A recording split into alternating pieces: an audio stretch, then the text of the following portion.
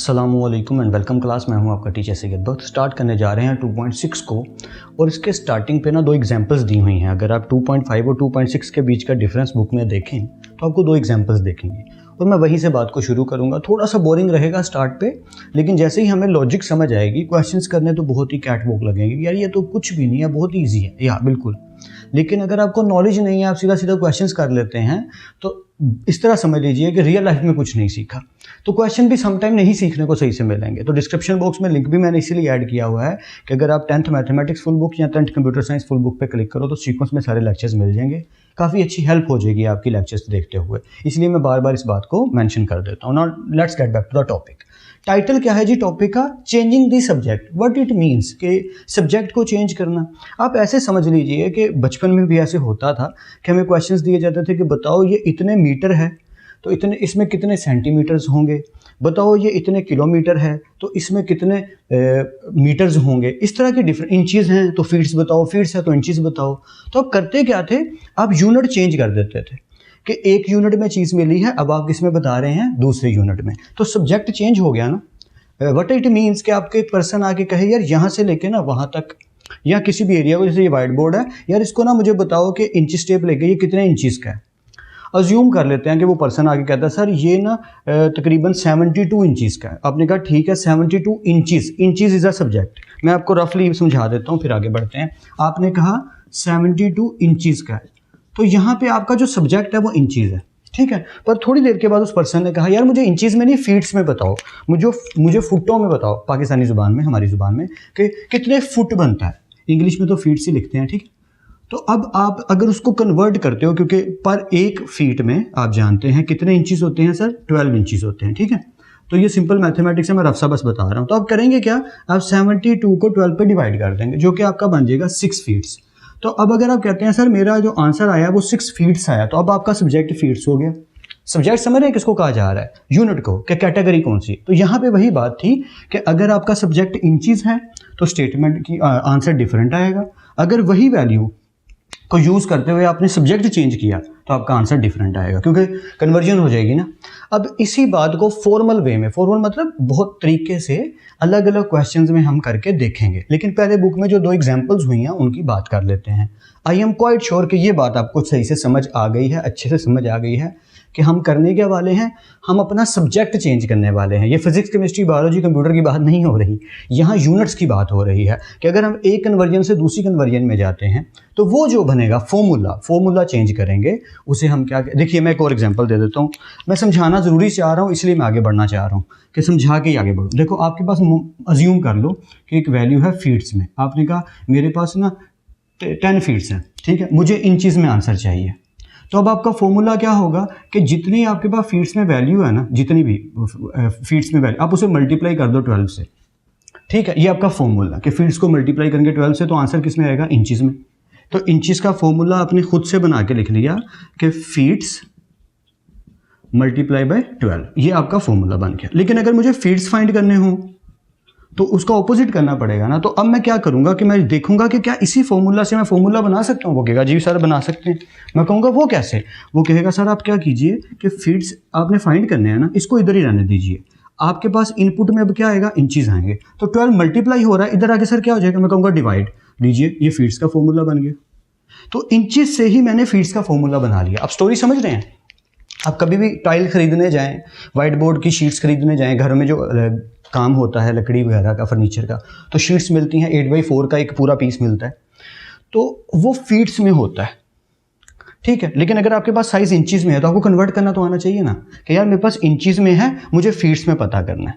तो इंचेस को 12 पे डिवाइड कर दो, फीट्स में मिल जाएगा। सर मेरे पास फीट्स में है, मुझे इंचेस में पता करना, ओके, फीट्स को मल्टीप्लाई कर दो 12 से, इंचेस में पता चल जाएगा। तो हम क्या कर रहे हैं, वाइस वर्सा, इस फॉर्मूला से ये बना सकते हैं और इससे ये बना सकते हैं। तो हुआ क्या कि इंचेस मेरा सब्जेक्ट था, मैंने उसे किस में कन्वर्ट कर लिया, फीट्स में। ये मेरी बात समझ आई होगी। ये इंचेस में था, इसका मतलब इसमें मेरे पास इनपुट में फीट्स आ रहे हैं, मल्टीप्लाई 12 करता हूँ, इंच पता चल जाते हैं।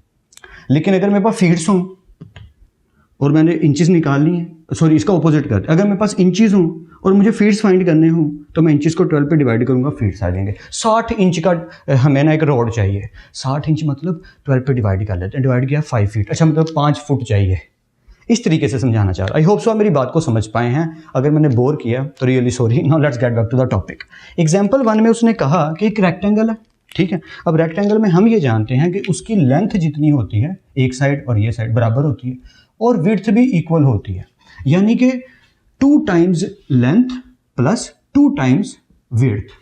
P is equal to, P is showing the perimeter यानी एरिया ऑफ रेक्टेंगल, ठीक है। तो एरिया ऑफ रेक्टेंगल किसके इक्वल हुआ? 2 लेंथ प्लस 2 विड्थ। तो अगर इसको थोड़ा और सॉर्ट आउट किया जाए, सॉल्व किया जाए, तो इसकी शक्लो सूरत कुछ यूं बन जाएगी कि 2 कॉमन ले लेंगे और ये हो जाएगा L प्लस W और ये P है।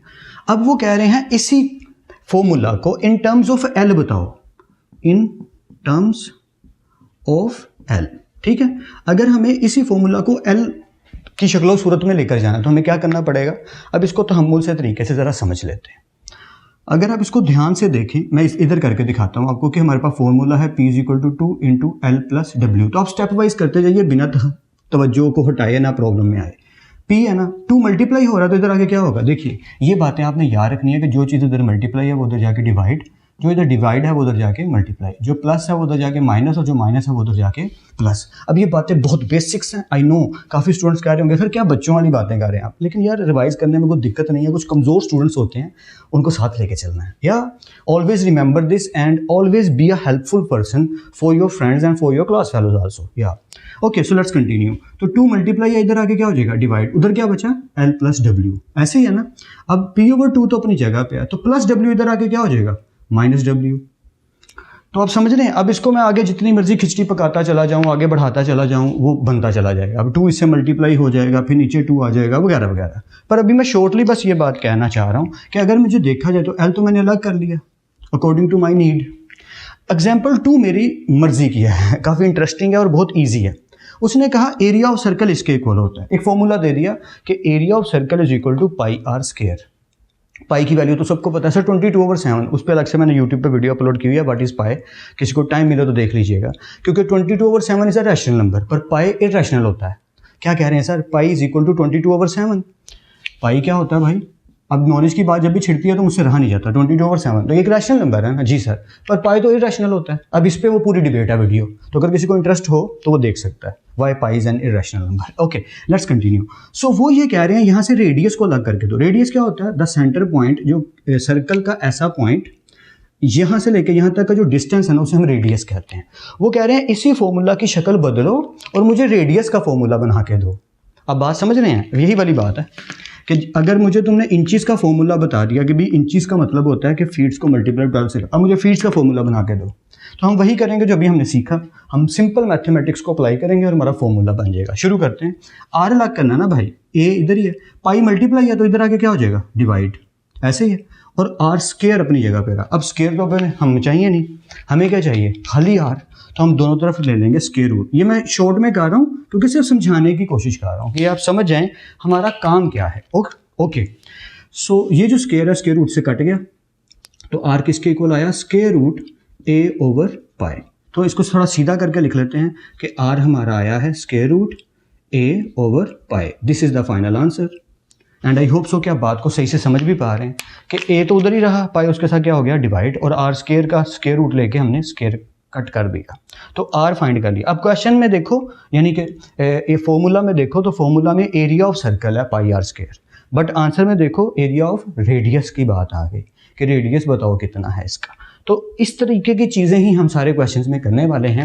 अब क्वेश्चन 1 मैंने सिर्फ अभी लिखा है ताकि ये पूरी खिचड़ी आपको सुना सकूँ, रामलीला पूरी सुना सकूँ, ताकि आप माइंड में रख सकें कि हाँ यार ये रामायण हमें सही से समझ आ गई है, यानी कैलकुलेशंस वाली बातें सारी डिटेल्स हमें समझ आ गई हैं।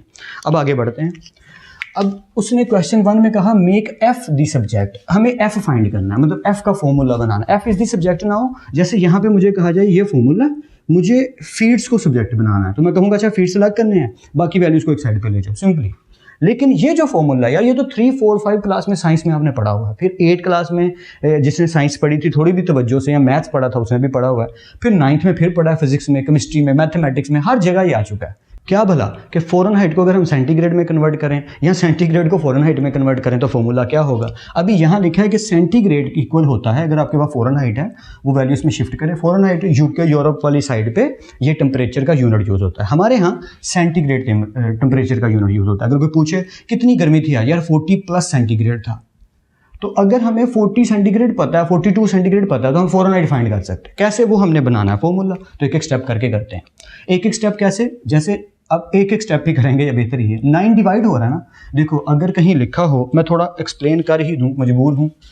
एक बुरी आदत भी है कि कमज़ोर स्टूडेंट्स का मुझे ध्यान इस तरह रखना होता है, जैसे मैं ये कहूँ कि मैं जब कमज़ोर स्टूडेंट था तो समटाइम टीचर ब्रिलियंट स्टूडेंट्स को समझा के आगे बढ़ जाते थे, तो मैं बड़ा परेशान होता था। तो उनके लिए ये सारा कुछ है, ठीक है। मान लीजिए A/B is equal to C लिखा है, तो B यहाँ पे डिवाइड हो रहा है तो उधर जाके क्या हो जाएगा, मल्टीप्लाई। अब मान लीजिए इसके साथ यहाँ पे ना ब्रैकेट में लिखा हुआ है 9D, ठीक है, कुछ भी लिखा है, तो चाहे कुछ भी लिखा हो ब्रैकेट में, क्योंकि वो चीज़ जो ऊपर लिखी है वो आपस में क्या हो रही है, मल्टीप्लाई। तो B ही अकेला डिवाइड हो रहा है। यहाँ मैं ऐसे बटा डाल दूँ या सिर्फ उतना रहने दूँ, ये एक ही बात है, इन दोनों में कोई फ़र्क नहीं पड़ता।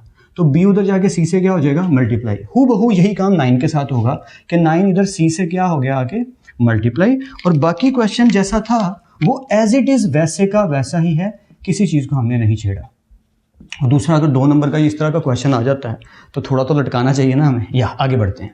अब हमने क्या देखा कि 9C ये तो अपनी जगह पे है, F -32 अपनी जगह पे। ये जो 5 भाई साहब हैं ये तो मल्टीप्लाई हो रहे हैं ना यहाँ पे, ठीक इसी तरह कि मान लीजिए हमने इसी को एग्जाम्पल को यूज़ कर लेते हैं कि 9D लिखा हुआ है, A is equal to B उधर चला गया, ये चीज़ बन गई। अब A इनके साथ मल्टीप्लाई नहीं हो रहा, सर हो रहा है। तो हमें पता है कि जो चीज़ मल्टीप्लाई हो रही होती है वो उधर जाके क्या हो जाती है, डिवाइड। इसका मतलब अगर इधर सिर्फ 9D रह जाए तो A उधर जाके क्या हो जाएगा, डिवाइड। तो ऐसा ही तो होगा कि यहाँ पे जो 5 इस पूरी चीज़ से मल्टीप्लाई हो रहा है वो इधर आके क्या हो जाएगा, डिवाइड। तो चीज़ बन गई 9/5 सेंटीग्रेड। अब वैसे इसको छोटे बच्चे बड़े आसानी से याद भी कर लेते हैं कि फॉर्मूला बड़ा ईजी है कि अगर आप, अच्छा वो बाद में बात करते हैं। अब चीज़ क्या बन गई, 9/5 सेंटीग्रेड। और ये जो -32 अकेला उधर बचा, क्या बचा उधर अकेला, समझ गए ना आप स्टोरी के पहले स्टेप में हम 9 इधर ले गए, दूसरे स्टेप में हम 5 भी इधर ले आए, अब -32 बचा। भाई वो भी तो इधर आके +32 हो जाएगा, हमने पढ़ा हुआ है, माइनस उधर जाके क्या हो जाता है, प्लस। और उधर अकेला कौन बचा, फ़ारेनहाइट। अब इसको थोड़ा सीधा करके लिख लेते हैं कि सर फ़ारेनहाइट को ऐसे कर लेते हैं कि 9/5C 9/5 सेंटीग्रेड +32। बिल्कुल ठीक है, क्वेश्चन खत्म हो गया। अब कोई कहे कि थोड़ा खूबसूरत करके लिखना चाहिए, इस वे में लिखना चाहिए, आपकी मर्जी है, आप थोड़ा और सुंदर इसको कर सकते हैं। बस एक बात माइंड में रखिएगा, मैं इसको याद दिलाने के लिए स्टूडेंट्स को इस तरह बोल दिया करता हूँ कि अगर आप फ़ारेनहाइट फाइंड कर रहे हैं तो 9/5 आएगा और सेंटीग्रेड में +32 होगा। लेकिन अगर आप सेंटीग्रेड फाइंड करें तो इसका ऑपोजिट लगा लीजिए, यानी कि फ़ारेनहाइट में से -32 कीजिए और जो 9/5 है उसको पलट दीजिए, 5/9 कर दीजिए, तो आपका फॉर्मूला बन जाता है। ये हमने 8 क्लास 9 क्लास के स्टूडेंट्स को जब भी पढ़ाना होता है तो हम रफली ब्रेन में ही करवा लेते हैं, यार ये तो बहुत ईजी है, आपको यूनिट की कन्वर्जन आनी चाहिए, ये वही टॉपिक है। तो पहला क्वेश्चन हमने कर लिया 2.6 का, एंड आई क्वाइट श्योर कि आपको कुछ ना कुछ हेल्प हो रही है, कुछ ना कुछ समझ आ रहा है। सजेशन वही है जो मैं हमेशा देता हूँ, यहाँ पे पॉज करो वीडियो को, अगले सारे पार्ट करने की खुद ट्राई ज़रूर करो। क्यों करनी है ट्राई, देखिए मेरी बात सुनिए और समझने की कोशिश कीजिएगा। जब आपको एक टॉपिक आ जाए और आप करने की कोशिश करें और फेल हो जाएं, इट्स ओके, लेकिन आपने कोशिश ही नहीं की, आप बस रट्टा लगा रहे हैं कि जो टीचर करवा रहा है यार उसको पकड़ा, नोट किया, छापा लगाया और मुझे आ गया। ऐसा नहीं है, टीचर ने करवाया, आपने अब उसको नोट कर लिया, नेक्स्ट पार्ट करने की ट्राई की, नहीं हो पाया, इट्स ओके, टीचर से फिर देखा, फिर वो पार्ट किया, फिर अगला करने की ट्राई की। Finally you can be able to go to achieve something, and I must say that I am quite sure about this thing, कि जो मैं कह रहा हूँ वो पूरे एतमाद और यकीन और जिम्मेदारी से कह रहा हूँ। इतना ही सच्चा है कि अगर आप प्रैक्टिस करेंगे और खुद करने की कोशिश करेंगे तब आप स्किलफुल हो पाएंगे, वरना तो आप एक रेगुलर स्टूडेंट की तरह हैं जिसको सिर्फ छापा मारने और नोट करने की आदत है और पेपर पास करना है, मुझे सीखना कुछ नहीं है। जो पूरी कहानी आपने सर सुनाई थी भाड़ में गई, मुझे सिर्फ क्वेश्चन करने और पेपर पास करना है।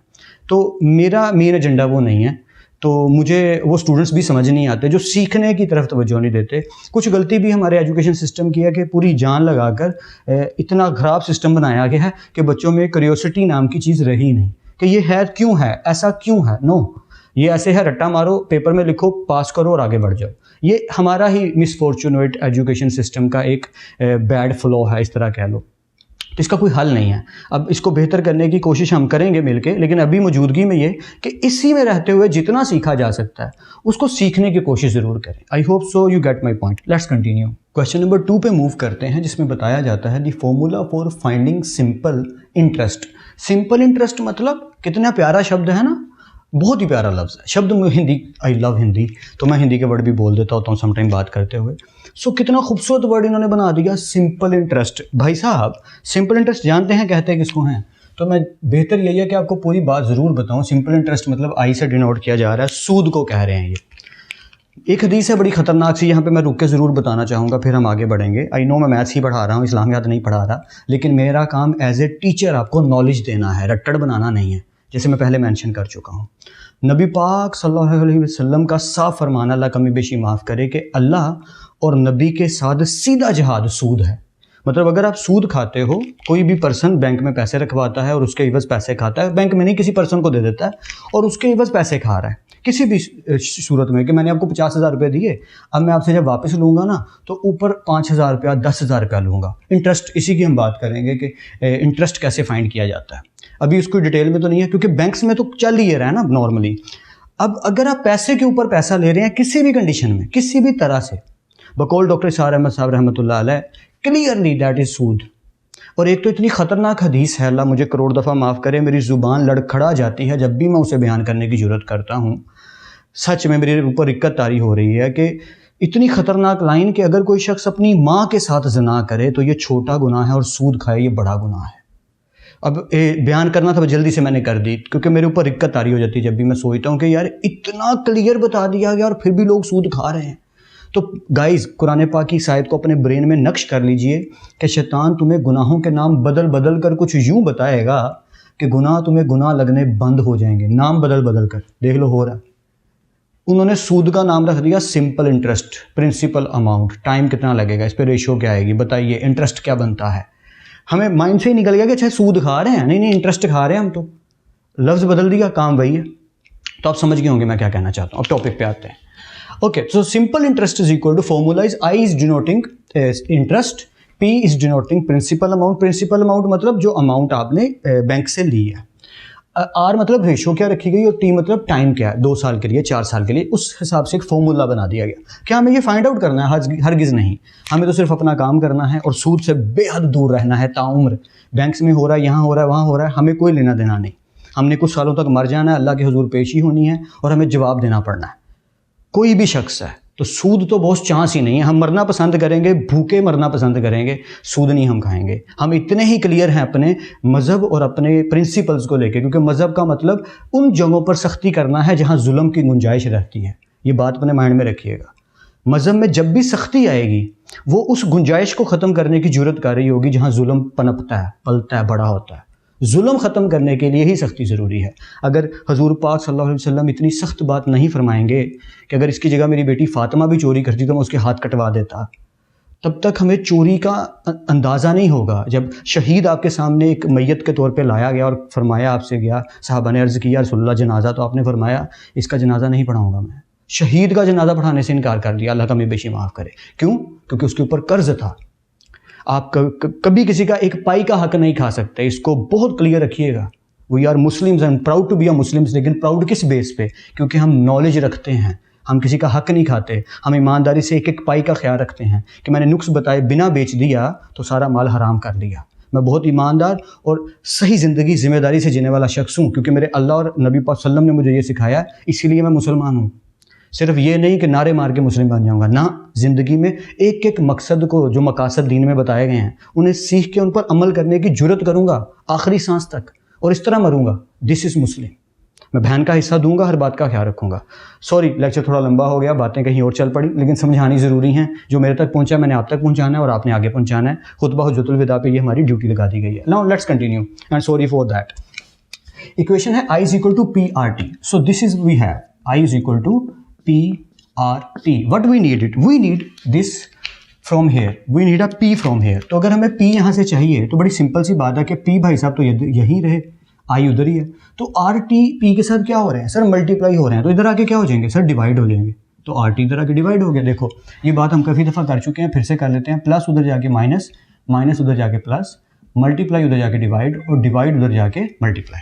ये बात हमने माइंड में रखनी है। तो according to this logic p क्या हुआ, RT इधर आके क्योंकि डिवाइड हो गया इसे, और ये हमारा फाइनल आंसर आ गया। दैट्स इट, बस एक ही स्टेप में हो गया। हाँ, ये इतना ही आसान है और आगे भी इतना ही आसान है। नेक्स्ट पार्ट भी मुझे लगता है सारे इजी ही होंगे। अब वही वाला फॉर्मूला है I = P/RT। हमें इसमें से रिक्वायर्ड क्या है सर, T को सब्जेक्ट बनाना है। जैसे उसने कहा था मेक P दी सब्जेक्ट, अब T को सब्जेक्ट बनाना है। Okay, no problem at all. T भाई साहब को तनहा छोड़ देते हैं, उधर अकेले रहो भाई, क्योंकि PR हमें इधर शिफ्ट करना है। तो PR इधर आगे क्या हो गया, डिवाइड, क्योंकि इधर मल्टीप्लाई है T के साथ। दैट्स इट, क्वेश्चन खत्म हो गया जी। हाँ, वो तो मेरी काफ़ी लंबी होगी, कहानी थोड़ी ज़्यादा लंबी हो गई आपके लिए, लेकिन नॉलेज भी तो आना चाहिए ना मेरे भाइयों बहनों को, मेरे स्टूडेंट्स को, मेरे गाइज को, सबको नॉलेज आना चाहिए और आगे फैलाना है आप लोगों ने।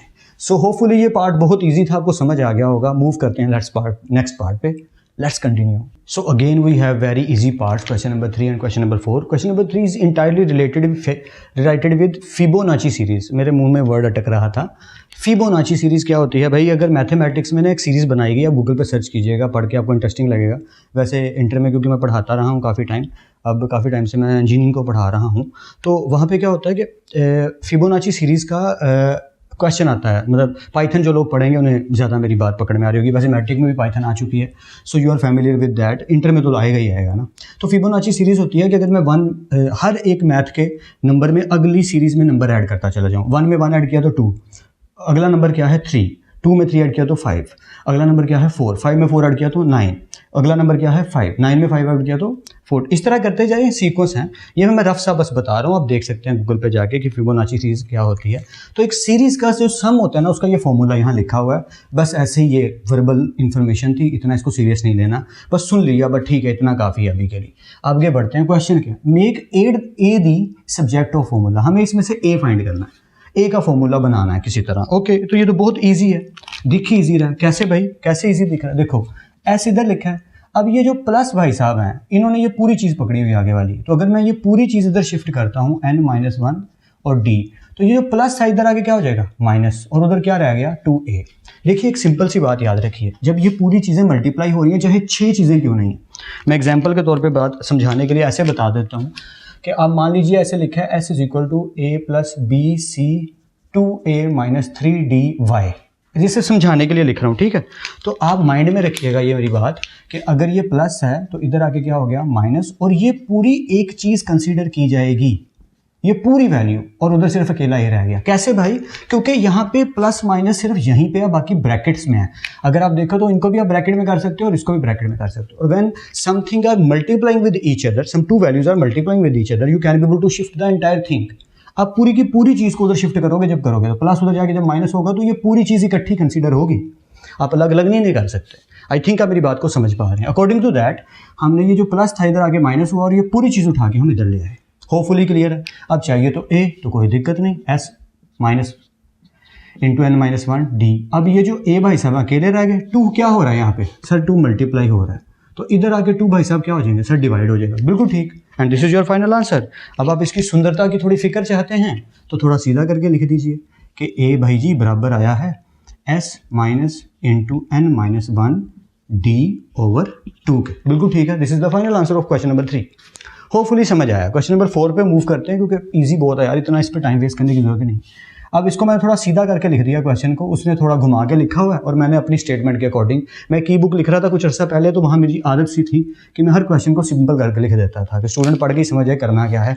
भैया h फाइंड करना है, किस में से, वॉल्यूम ऑफ सिलेंडर में से। सिलेंडर मतलब वो जो सिलेंडर का हुजम तो आपने देखा ही होगा ना, मतलब वो जो सिलेंडर की शेप में चीज़ पड़ी होती है, सिंपल वे में आप उसकी कुछ भी शक्ल शुक्ल बना लीजिए, बस सिलेंडर है, ठीक है। मैं तो बहुत बुरा ड्राइंग मास्टर हूँ, जब बचपन में थे तब तो अच्छे थे, बहुत बुरे हो गए।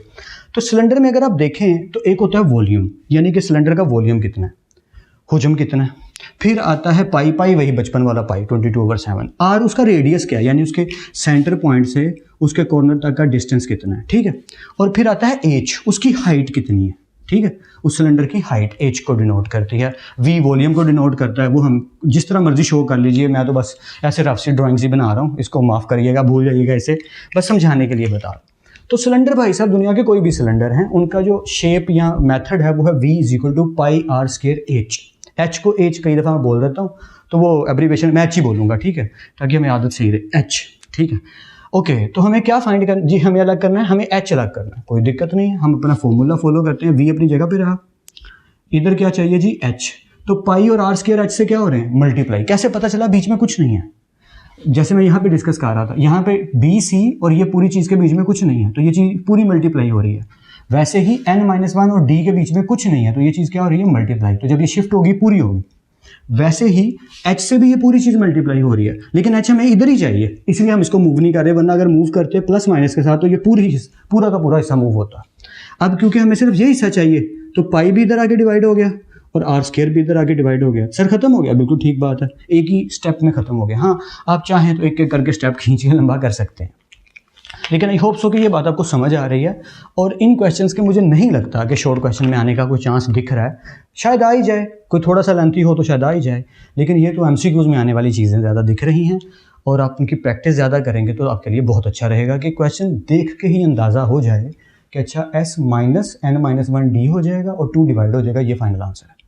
ऐसा ब्रेन में आए, अच्छा h चाहिए, अच्छा v over pi are square हो जाएगा, ब्रेन में आए, तो अब आपकी तैयारी हो रही है और वो तो हो ही रही होगी hopefully. So let's continue. Alright, question number 5 पे मूव करते हैं। एयर कंडीशनर मैंने ऑफ किया हुआ है ताकि आपको आवाज़ क्लियर आए, उसका साउंड कहीं बीच में इंटरप्ट ना करे, जिसकी वजह से काफ़ी गर्मी बढ़ गई है, बट इट्स ओके। हम तंदूर पर रोटियां लगाने वाले को भी तो गर्मी लग रही है यार, इट्स ओके, कंटिन्यू करते हैं, अपना काम करते हैं। क्वेश्चन नंबर 5, अच्छा क्वेश्चंस बहुत सिंपल है, अगर आप ब्रेन में करना चाहो ना तो 1 सेकंड में हो जाएगा। देखो क्या किसको सब्जेक्ट बनाना है जी, एज को सब्जेक्ट बनाना है, तो मैं ब्रेन में क्या करूँगा, मैं कहूँगा 2a से जाके मल्टीप्लाई हो गया 2a ओवर, ये मैं ब्रेन में कर रहा हूँ, ठीक है, अभी हम तो पूरा करेंगे। 2a ओवर क्या चीज़ इससे आ गया b1 प्लस b2, ये पूरी ब्रैकेट मल्टीप्लाई हो रही है, ये कुछ नहीं है। b1 प्लस b2 एच से क्या हो रहा है मल्टीप्लाई, सर ये तो इधर आके डिवाइड हो जाएगा b1 प्लस b2। हाँ ये रफ सा आंसर लिख दिया। इधर इसी तरह सोचा कि sir y equal to mx plus c है, ओके किसको अलग करना है सर, x को अलग करना, नो प्रॉब्लम। मैं क्या करूँगा कि अच्छा y लिखा हुआ है प्लस c उधर आके माइनस c हो जाएगा, x m से मल्टीप्लाई हो रहा है, इधर आके क्या हो जाएगा m डिवाइड और x अकेला रह जाएगा। अब इसको सॉर्टिंग भी कर लेते हैं, जैसे मैंने आपको करवाना था तो हम भूल से वैसे कर लेते हैं। द एरिया ऑफ ट्रेपोजॉइड, अच्छा ये ट्रेपोजॉइड या इस तरह के काफ़ी वर्ड्स आते हैं, मुझे उस शेप का नाम भूल गया। उसका मतलब ये होता है कि 2 लाइंस हैं, देखो एक लाइन ऐसे जा रही है और एक लाइन ऐसे जा रही है, ये दोनों पैरेलल हैं, और इसके साथ 2 लाइंस अटैच होती हैं जो पैरेलल नहीं होती, अनपैरेलल होती हैं, यानी इस तरह की शेप समझ लो, वो जिस तरह की वो क्या कहते हैं हैरी पॉटर में वोल्डेमॉर्ट की कब्र होती है ना, वैसी। तो पॉइंट सिर्फ इतना है कि इस तरह की शेप जो होती है ना उसे ट्रेपोजॉइड करके कुछ कहते हैं, मुझे सही से याद नहीं आ रहा, बस धुंधला सा इतना सा याद है कि 2 लाइंस पैरेलल जाती हैं और 2 लाइंस जो अनपैरेलल हों उनके साथ ही ऐसी शेप जो बनती है उसे ट्रेपोजॉइड कहते हैं। उसका फॉर्मूला होता है ये जो लिखा हुआ है, area is equal to 1/2h into b plus b2। अब इसमें से फाइंड क्या करना है, make h is the subject. Okay अब हम स्टेप वाइज चलते हैं, जैसे हमें आदत है, हमने अपना जो फॉर्मूला है उसे लिखा और एक एक स्टेप करके हम शुरू हो गए। भैया सबसे पहले क्या करें, h के साथ 1/2 लिखा है तो 2 सबसे डिवाइड हो रहा है क्योंकि सारे मल्टीप्लाई हैं, तो 2 क्योंकि डिवाइड हो रहा है तो उधर जाके क्या हो जाएगा, 2 उधर जाके मल्टीप्लाई हो जाएगा, तो 2 जब इधर गया तो a के साथ आ गया, उधर क्या बचा h बांधा h b1 प्लस b2, ठीक है। अब h भाई साहब तो उधर ही रहे, सॉरी h बोलना था, h तो उधर ही रहा, तो 2a, अब ये जो b1 प्लस b2 है इधर आके क्या हो जाएगा सर, डिवाइड हो जाएगा b1 प्लस b2, तो यही तो मैंने कहा था, देख लो आपके सामने ही है कि h ये बनेगा। लिए मैं क्यों कह रहा हूँ आपको ऐसे करने के लिए, ताकि आपके MCQs में बढ़ोतरी हो सके, बड़ा तरक्की हो सके। ओके तो अब इसको थोड़ा सीधा करके लिख देते हैं, 2a ओवर b1, थोड़ा तो साफ लिखो भाई, b1 प्लस b2, ठीक है, ये माशाल्लाह साफ है, बट करो गुजारा करो, यहाँ जब से इंजीनियरिंग हुई है राइटिंग का तो बुरा ही हाल हो गया यार। ओके सो होपफुली ये सारा आपको समझ आ गया होगा, कहीं भी डाउट हो वीडियो पीछे करके आप देख सकते हैं। नेक्स्ट पार्ट पे मूव करते हैं, y is equal to mx plus c। मैं सिंपली, अच्छा ये है क्या, y is equal to mx plus c, ये जो पूरी चीज़ है ना ये स्ट्रेट लाइन को शो करती है, बिल्कुल जो स्ट्रेट लाइन होती है ना उसे हम ज्योमेट्री के मैथमेटिक्स में शो करने के लिए एक फॉर्मूला हमने बनाया हुआ है, y is equal to mx plus c। आपने 9th क्लास में स्ट्रेट लाइन, स्लोप, इस तरह की सारी चीज़ें पढ़ी हुई हैं, ये वहीं से उठ के आया है, या क्वेश्चन को लिख लिया हमने y is equal to mx plus c। क्या डिमांड है जी सरकार की डिमांड है x निकाल के दो बुक की। ओके तो y, ये जो प्लस है इधर आके क्या हो गया माइनस c, इधर क्या पड़ा है mx, y माइनस c, अब x अलग करना है तो x अलग कर देते हैं, मल्टीप्लाई है ना, इधर आके क्या हो जाएगा डिवाइड, तो इसको सीधा करके लिख देते हैं जी, x इज इक्वल टू ऊपर है y माइनस c और नीचे पड़ा है m, this is our final answer. देख लो हमने पहले ही रफ में ये कर लिए थे, समझने के लिए, ठीक है। तो ये रफ में करने क्यों ब्रेन में ज़रूरी है, ताकि एमसीक्यू आया हो तो आपको इतनी टेंशन में ना पड़ना पड़े, आप एक सेकंड में देखोगे हाँ ये ठीक ठीक खत्म। हाँ, चेक करने में अगर टाइम मिल जाए तो बहुत ही अच्छा, सोने पे सुहागा कि आपने चेक भी कर लिया और तसल्ली भी कर ली कि मैं सही कर रहा हूँ। नेक्स्ट क्वेश्चन पे मूव करते हैं, लेट्स कंटिन्यू। सो मैंने सोचा क्यों ना इसको एंड ही कर दिया जाए, बहुत ईजी तो चल रहा है काम, तो let's finish this up. Okay, so question number 7 में अगर आप देखें तो ये हू बहू वही शक्लो सूरत लेकर आए हैं भाई साहब, जो हमने एग्जाम्पल 1 में की थी लेक्चर के स्टार्ट पे, जब 2.6 स्टार्ट कर रहे थे। कहाँ उन्होंने फरमाया क्या है, the perimeter p is showing of a rectangle, एक रेक्टेंगल है भाई, हम ये पहले डिस्कस कर चुके हैं इसलिए इस पर ज़्यादा टाइम वैसे वेस्ट करना नहीं चाहिए। कि मान लीजिए अज्यूम कर लीजिए ये भी एल है, ये भी एल है, और ये भी डब्ल्यू है, ये भी डब्ल्यू है, अज्यूम कर लेते हैं, ठीक है। इसका मतलब ये दोनों विड्थ हो गई और ये दोनों लेंथ हो गई वर्डिंग के तौर पे, ठीक है। सो फॉर्मूला क्या बना, 2 इंटू, क्योंकि 2 दफ़ा है ना, एक्चुअल फॉर्मूला तो है P is equal to 2 lengths and 2 widths, पर अगर हम इसमें से कॉमन निकालते हैं, जैसे उन्होंने हमें ये शक्ल दी जहाँ से मैं अब बात शुरू कर रहा हूँ, ठीक है। उन्होंने दिया 2 इंटू एल प्लस डब्ल्यू, ठीक है, ये इक्वेशन हमें गिवन है।